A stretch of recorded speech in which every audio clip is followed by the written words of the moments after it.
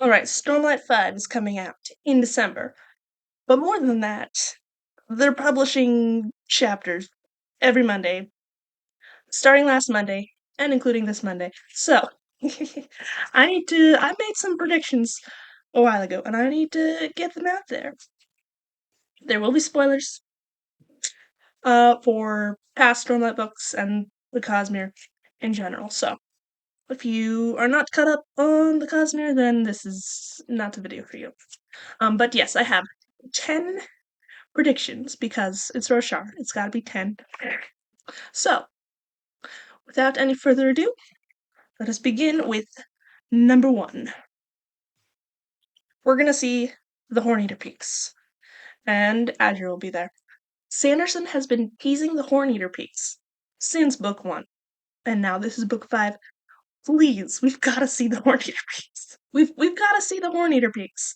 If we don't, then I'm gonna be upset.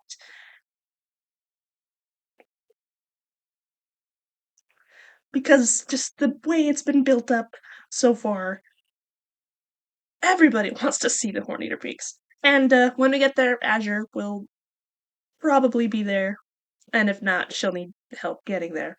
So yeah, number 1, we're gonna see the Horneater Peaks.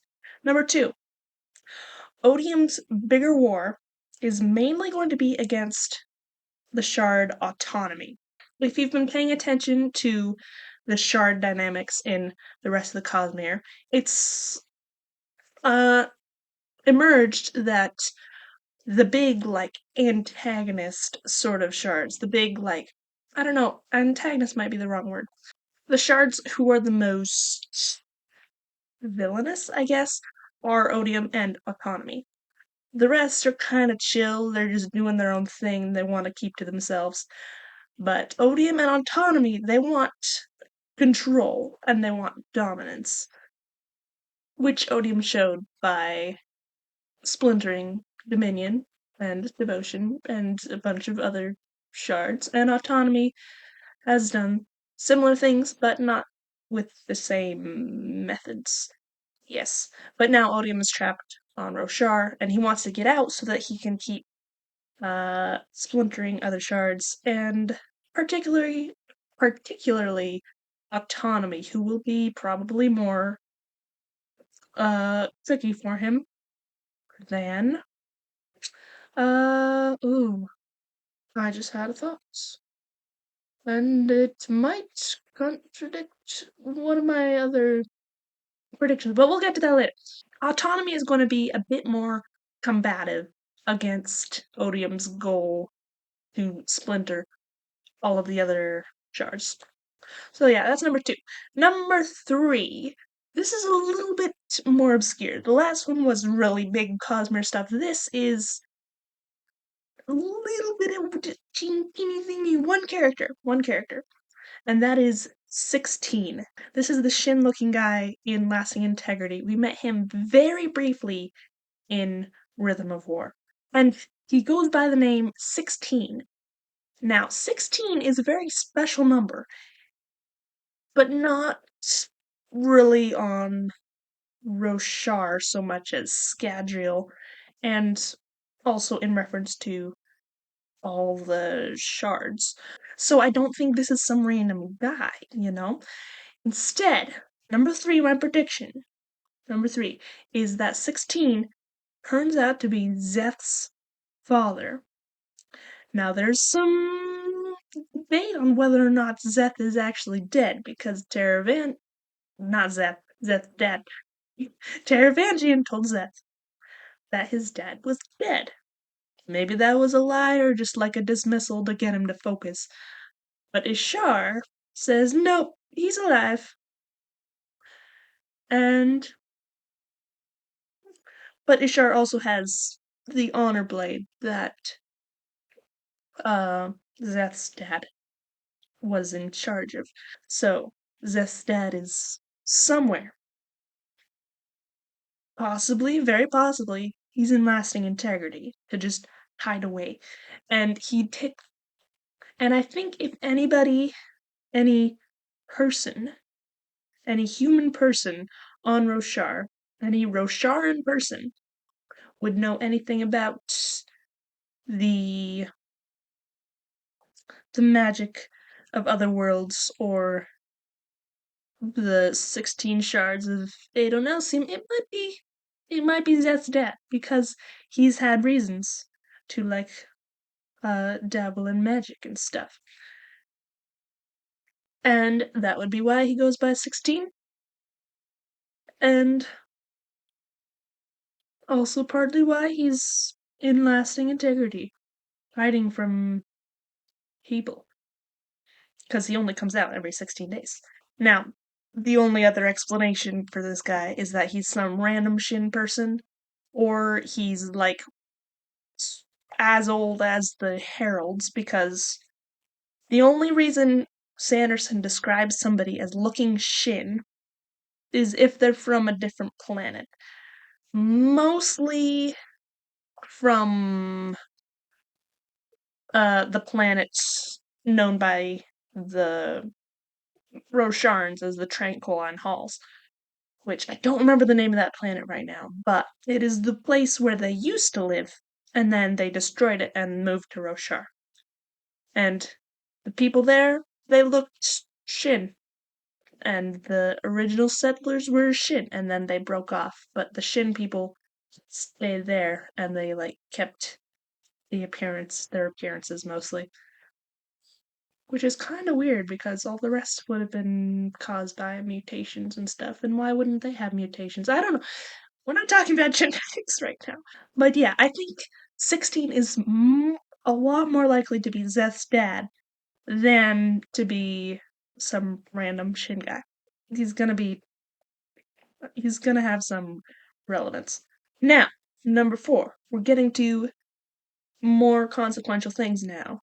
Specifically, Paladin.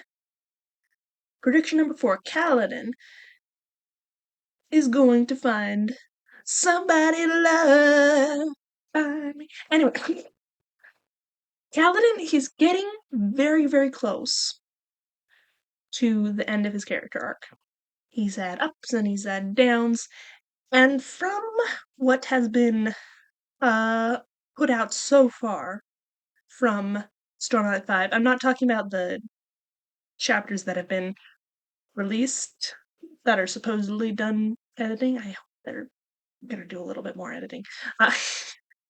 Uh, but there was a beta chapter, the first chapter of Kaladin, released a few months ago. They've probably done some editing since then. But from that chapter, he was very, very, very close to me thinking he's almost definitely gonna finish his character arc in this book.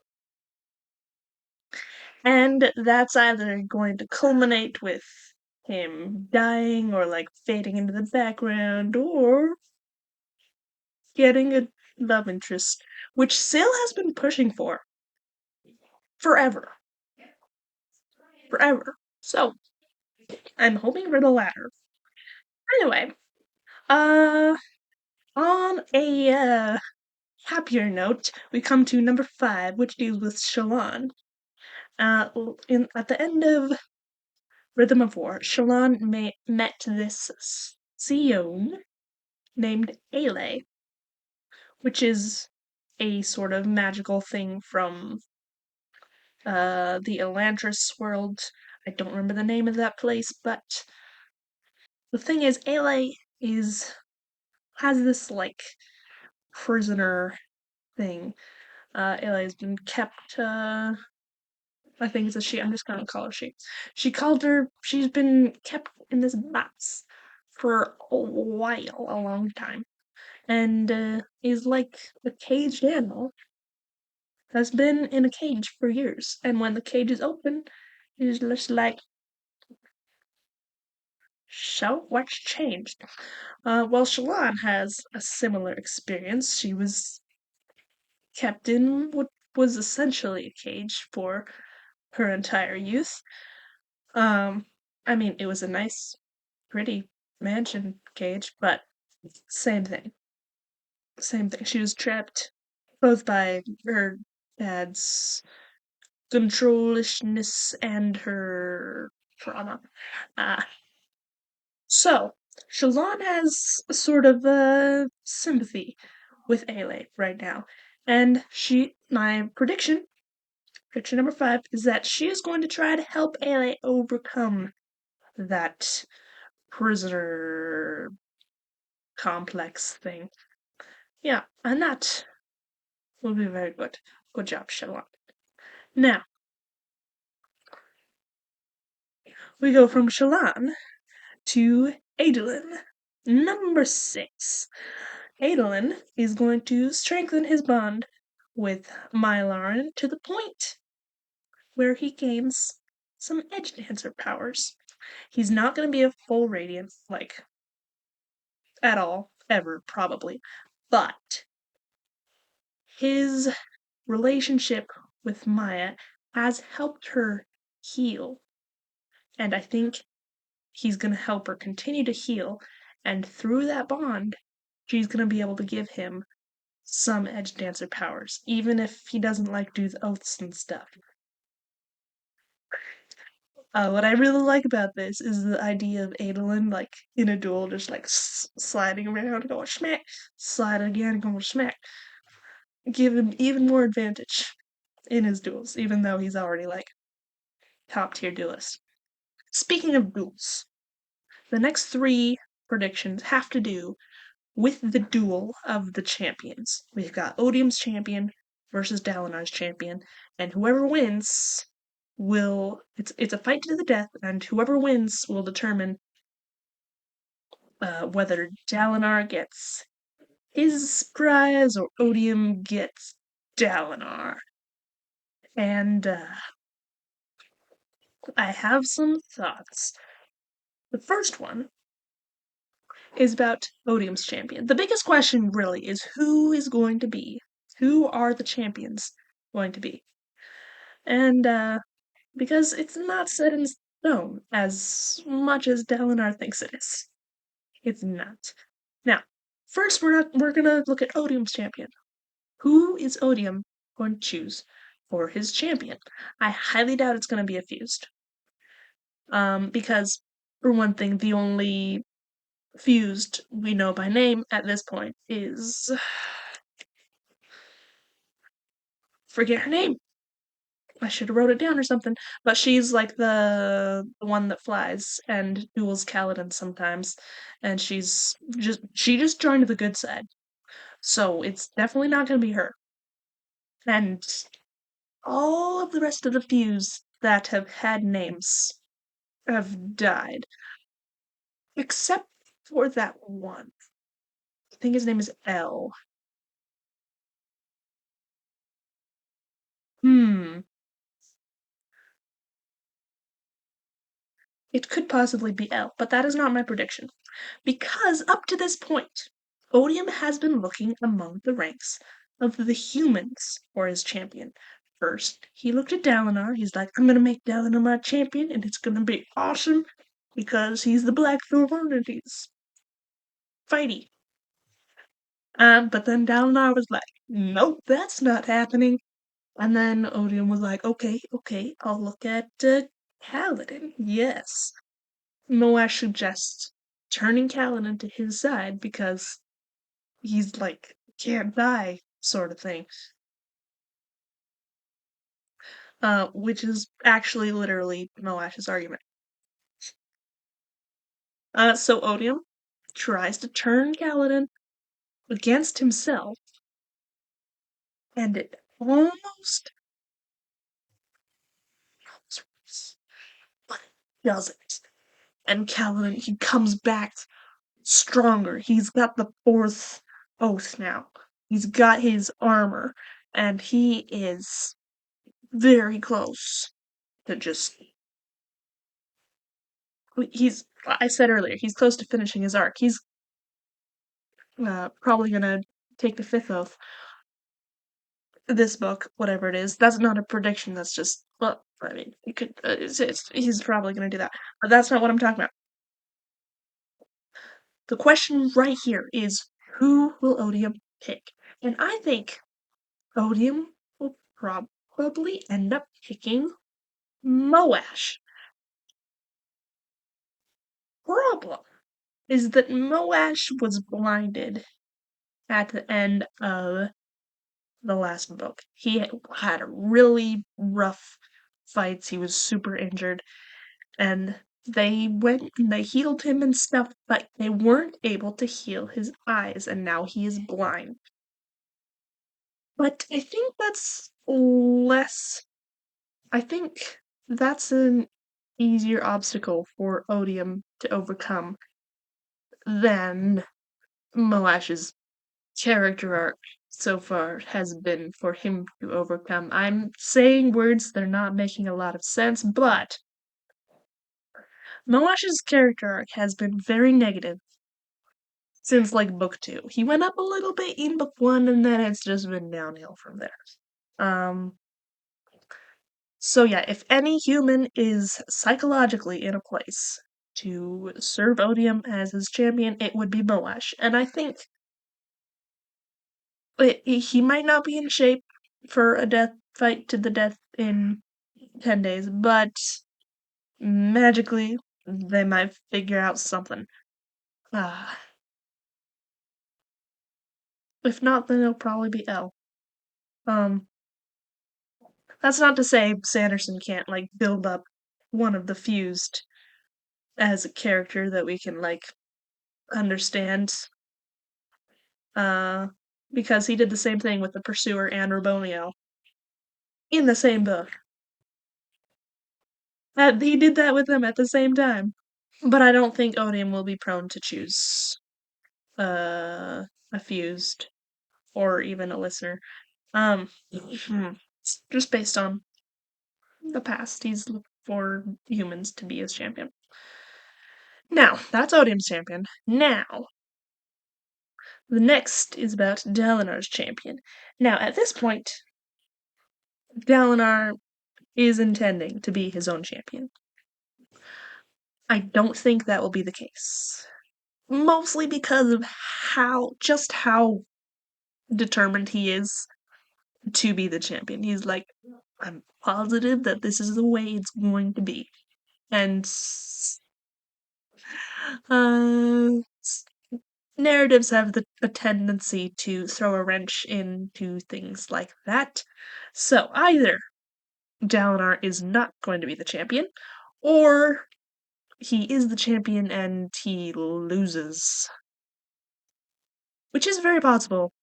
The thing I thought of earlier when thinking about Odium and autonomy is that it might be narratively more interesting if Odium escapes Roshar.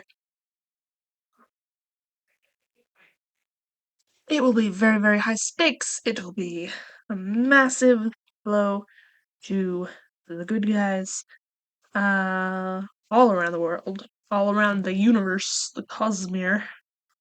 So if Dalinar does end up being the champion, I'm pretty sure he's gonna lose. That is prediction number 8. Number 9 is a different idea for the champion, and that is Adolin is going to be the champion. Adolin Gulin, Dalinar's son, is going to step up and be the champion, and if he does, he's gonna win. Adolin is the best duelist in all of Roshar. And he very well might have some edge dancer powers. So, which would include healing, I guess. That would include like sliding around, being hard to get, hard to catch for his opponent, and he would also be able to use Stormlight to heal himself, and it's a fight to the death.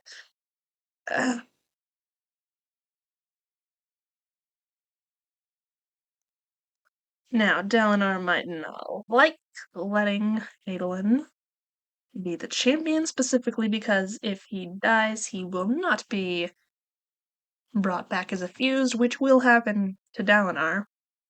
If Dalinar dies in the fight, Odium will bring him back as a fused. which is a little bit,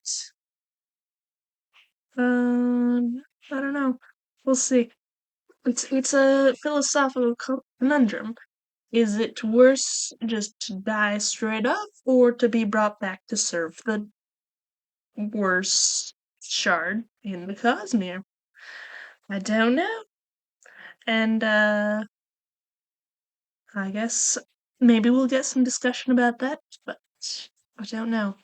I think, though, if Adolin is the champion, he will win. If Dalinar is the champion, he will lose. Um, now, that was the 9th one, and now we're at number 10. The 10th and final prediction for this video actually comes from the comment section of last week's prelude they published. So last Monday, they published the prelude to Stormlight 5, Winds and Truth. And this prelude is told from a point of view of Gavilar. We get Gavilar's perspective the night of the assassination. And we start out with him in a vision, one of the honor visions that the Stormfather gives. He's looking at the honor blades in their circle, and he's talking to the Stormfather. Or is he? The theory is that he is not talking to the Stormfather, but Odium. Partly in the way that the big voice is speaking, the words he's using, the goals he has. For one thing, the voice is talking about making Gavilar his champion. The Stormfather never talked about that to Dalinar, and maybe that was a tactics change, or maybe it was Odium trying to make Gavilar his champion. Also, this voice has been encouraging Gavilar to bring back the Voidbringers. The Stormfather wouldn't do that. Now, one of the weaker arguments about this is font. Some people are like, that's not the Stormfather, it's not using the right font for the Stormfather's voice. I don't think that's a very good argument. In the site where the prelude is being published, the Stormfather's voice is italicized, and it's the same font as everything else, but if I remember correctly, the text of the Stormfather's voice in the previous books has been like this small caps sort of deal. This bold and caps and all that. I might be remembering that wrong. It's been a while since I actually saw the stuff because I usually listen to the audiobooks. But I don't think the font is a good argument because it's a website and I know it's really easy HTML stuff to change the font within a paragraph, but it's not incredible web design there, so people building it might not realize that. Or maybe they just want it to be ambiguous. I guess we'll see when they publish the first Dalinar perspective chapter, because that will definitely have some stuff from the Stormfather, and we'll be able to compare those fonts, but I don't think the font is really conclusive or significant at this point. It's more of the way he was talking and things he was saying, the goals he has. Those are my thoughts about that prediction. But that was number 10. That's everything. I'm going to go read the chapter that they have posted by now of this. It is almost noon on the East Coast, and I have not read it yet. They've probably posted it I'll go see. And I'll put a link in the description to the place where you can read the stuff. I'm hoping that they're gonna be doing a little bit more editing, but I don't think they will. I mean, Brandon Sanderson's prose has been a thing to criticize for a long time, and but previously I hadn't had a problem with it, like, ever. Maybe, like, a nitpick once per book or something, but that's it. But this prelude that I read, I was like, that doesn't flow very well. Maybe it's just because I'm used to audiobooks and the narrators do a good job at mitigating the clunky prose that happens sometimes. But the prelude was kind of clunky. I'm hoping the rest of it is not like that, or that maybe they fix it. But yeah, it's noon. I haven't read the today's published chapter or chapters yet. I'm a little bonus prediction. I think it'll be Zeth. We're gonna start out with Zeth because he's going to be the main focus for this book. But that's kind of obvious. That's a little bit of a gimme. I think we're gonna start out with Zeth. That's all I've got for you today. Go read the books and go outside and touch some grass and have some fun and stay hydrated. Bye.